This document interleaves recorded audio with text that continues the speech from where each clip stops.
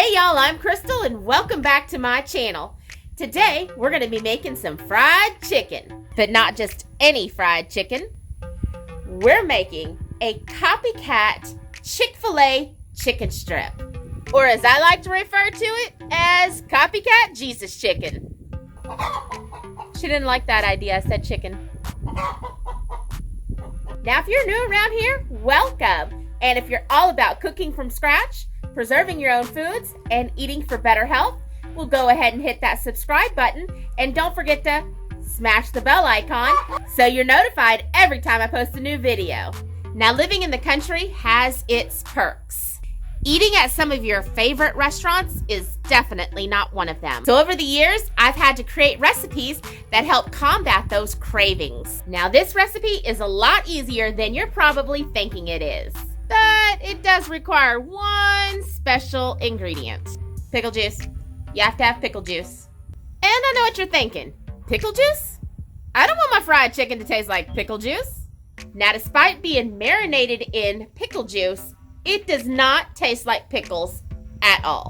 Now, marinating in the pickle juice adds a depth of flavor. It tenderizes the chicken. It helps the seasonings to penetrate all the way through the meat.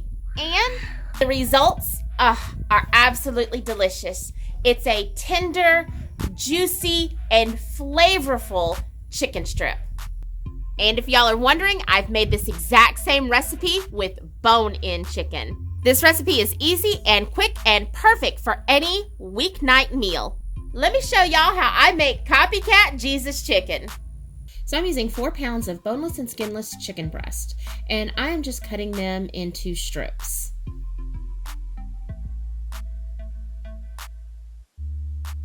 Now, it's your choice on the size strip you want to cut. Some of them that I cut were pretty big because that's what my son wanted, and the more normal size is what the rest of us wanted.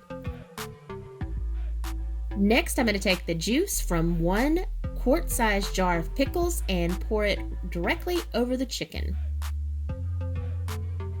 Now mix really, really well. You want to make sure that the pickle juice has coated every piece of chicken, and we're going to let this sit for 30 minutes. Now, halfway through the marinade time, I will come in and just kind of stir everything up and make sure that the chicken on top gets a nice soak in the pickle juice. After the 30-minute marinade time, go ahead and drain that pickle juice off of the chicken. Now it's time to season the chicken, make the batter, and the flour dredge. For our flour dredge, we're going to start with 2 cups of all-purpose flour. To that, I'm going to add 3 tablespoons of powdered sugar. Now, from this point on, we're going to use the exact same seasonings for both our chicken and our flour dredge. We're going to start with 3 teaspoons of salt, 3 teaspoons of onion powder, 2 teaspoons of paprika, 2 teaspoons garlic powder, and 1 teaspoon of black pepper. Now go ahead and mix everything up in your flour dredge and set it aside. Now to our bowl of chicken, we're going to add 1 cup of milk, which I actually did off camera. Now we're going to add in 2 eggs.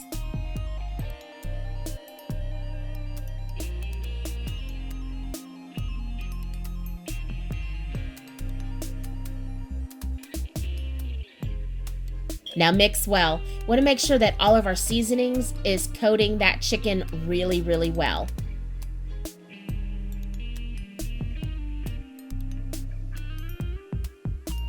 Now I'm going to let this chicken marinate in this batter for 15 minutes.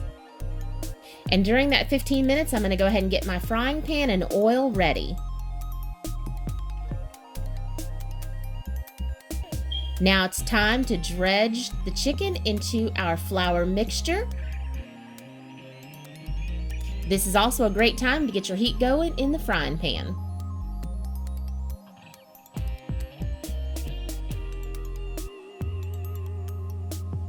Now I'm going to take the freshly battered chicken and put it directly into my hot oil. Now I have my stove set to a medium heat.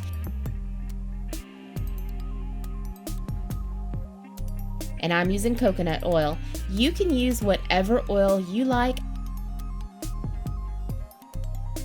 I like coconut oil because fried food doesn't taste as greasy. Now I'm going to put each piece into the pan, and I'm going to kind of wiggle them around in that hot oil so they don't stick to the bottom of the pan. Also, I want to leave a little space in between each piece. I don't want to overcrowd the pan. After a few minutes, we're going to flip our chicken.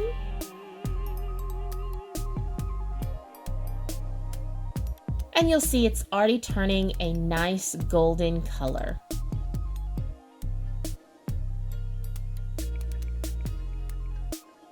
And I'm going to wiggle the other side so that batter doesn't stick to the bottom of the pan.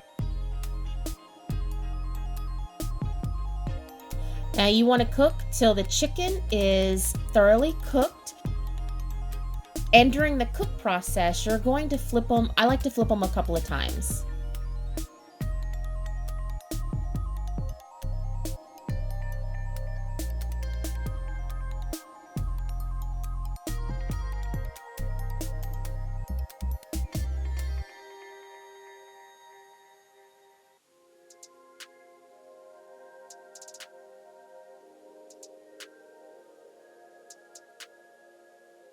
Now you know your chicken breast is done when the juices run clear, it's nice and firm, and the internal temperature is somewhere around 165 degrees.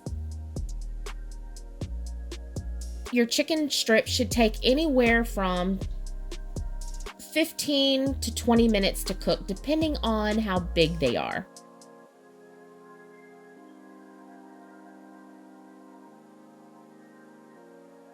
And we're all done. Beautifully, perfectly golden brown on the outside, tender and juicy on the inside.